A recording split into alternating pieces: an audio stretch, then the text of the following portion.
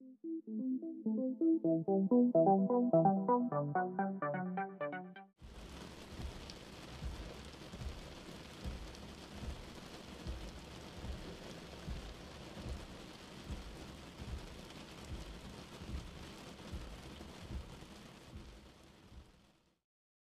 guys, எல்லாருக்கும் வணக்கம். Welcome back to Pooja's world. இன்னைக்கு சூப்பர் அண்ட் டேஸ்டியான மீன் குழம்பு என்னோட ஸ்டைலில் ரொம்ப சிம்பிளாக இருக்கும். ஆனால் டேஸ்ட் வந்து நல்லாவே இருக்கும். வாங்க எப்படி செய்யணும்னு பார்க்கலாம். இந்த குழம்பு பார்த்திங்கன்னா சென்னை ஹோம் ஸ்டைல் மீன் குழம்பு தான். நம்ம வந்து பெருசாக நல்லெண்ணெய் சின்ன வெங்காயம் போட்டு வந்து நம்ம ஏரியாவில் வைப்பாங்க. ஆனால் சென்னையில் பார்த்திங்கன்னா ரொம்ப சிம்பிளாக வீட்டில் இருக்க இன்க்ரீடியண்ட் வச்சு நம்ம வந்து ஈஸியாக செஞ்சிடலாம். அந்த மாதிரி ஒரு மீன் குழம்பு தான் உங்களுக்கு காமிக்க போகிறேன். வாங்க எப்படி செய்யணும்னு பார்க்கலாம். இதுக்கு வந்து பார்த்திங்கன்னா ஒரு பெரிய கடாயை எடுத்துக்கிறேன். இதில் வந்து எண்ணெய் வந்து நான் வந்து கொஞ்சம் அதிகமாகவே எடுத்துருக்கேன். நான் வந்து ஒரு 5 டேபிள் ஸ்பூன் எடுத்துக்கிறேன். நீங்கள் அதிகமாக இருக்குன்னு ஃபீல் பண்ணிங்கன்னா நீங்கள் கம்மி பண்ணிக்கலாம். எண்ணெய் வந்து நல்லா மேலே வந்து தெரியணும். அந்த அளவுக்கு நமக்கு வந்து எண்ணெய் இருக்கணும். அப்போ தான் மீன் குழம்பு நல்லாயிருக்கும். அதனால் நான் எக்ஸ்ட்ரா எண்ணெய் ஊற்றிக்கிறேன். இதில் கடுகு சீரகம் வெந்தயம் போட்டு நம்ம வந்து நல்லா தாளித்து எடுத்துக்கலாம். கூடவே பார்த்திங்கன்னா பூண்டு வந்து கொஞ்சம் அதிகமாக சேர்த்துக்கிறேன். நான் வந்து முழு பூண்டு வந்து இதில் சேர்த்துருக்கேன். நீங்கள் பெரிய பூண்டாக இருந்ததுன்னா கொஞ்சம் தட்டி நீங்கள் அதில் எண்ணெயில் சேர்த்து வறுத்திங்கன்னா அந்த டேஸ்ட்டு வந்து அதில் வந்து இறங்கியிருக்கும், நல்லாவே இருக்கும். அதுக்கப்புறமா நான் வந்து பார்த்திங்கன்னா ஒரு பெரிய வெங்காயம் எடுத்திருக்கேன். ஒரு 3 பெரிய வெங்காயம் எடுத்திருக்கேன். மீடியம் சைஸ் வெங்காயம்னா நீங்கள் 4 வெங்காயம் சேர்த்துக்கலாம். அது வந்து இந்த மாதிரி ரஃபாக சாப் பண்ணி எண்ணெயில் வதக்கி விட்டுருக்கலாம். அதுக்கப்புறமா இந்த டிஷ்ஷுக்கு தேவையான உப்பு நான் வந்து கல்லுப்பு ஆட் பண்ணிக்கிறேன். நான் ஒரு கைப்பிடி கல்லுப்பு ஆட் பண்ணியிருக்கிறேன். இது நல்லா வந்து வெங்காயம் வந்து வதங்கட்டும். நல்லா ஓரளவுக்கு ப்ரௌன் ஆகிற வரலும் நம்ம வதக்கி விடுவோம்.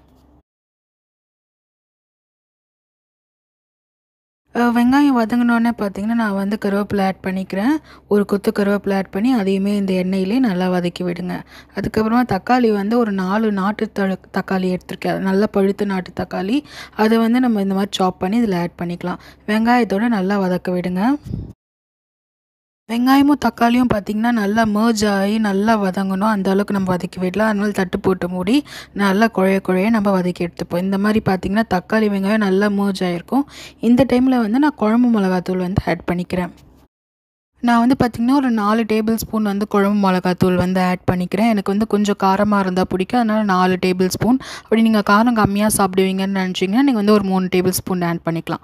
குழம்பு மிளகாத்தூள் வந்து ஒருத்தர் ஒரு வீட்டில் ஒரு மாதிரி அரைப்பாங்க.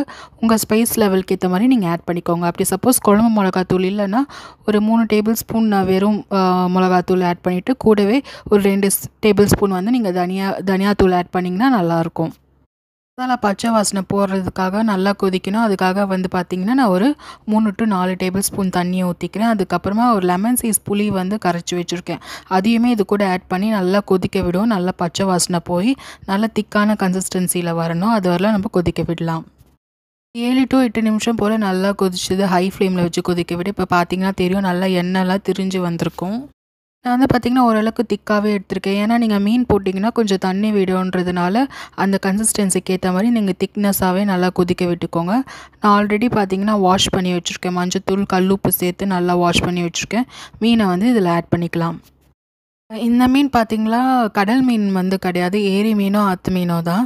இந்த மீனோட பேர் வந்து யாருக்கா தெரிஞ்சுன்னா தயவு செஞ்சு கமெண்ட்டில் சொல்லுங்கள். யாருக்குமே தெரியல எங்கள் வீட்டில்.